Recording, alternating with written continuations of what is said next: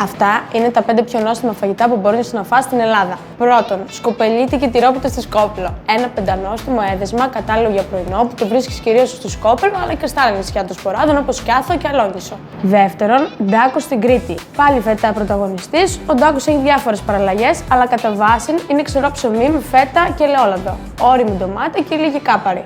Φυσικά σερβίρεται με αλάτι, πιπέρι και ρίγανη και μπορεί να συνοδεύσει άριστα ένα τσιπουράκι.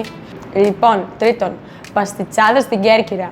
Πεντανόστιμο πιάτο που γίνεται με κρέας, χοντρό μακαρόνι και κόκκινη σάλτσα. Το μυστικό της παραδοσιακής συνταγής είναι η κανέλα μέσα στην κόκκινη σάλτσα.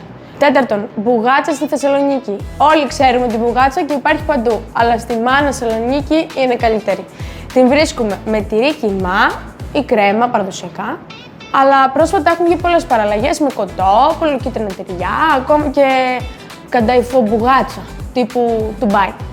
Πέμπτον, και πάμε πιο βόρεια, στην Κομοτηνή, θα βρεις το μαγικό σαρμά. Αυτό είναι ένα μαγικό έδεσμα με ρύζι.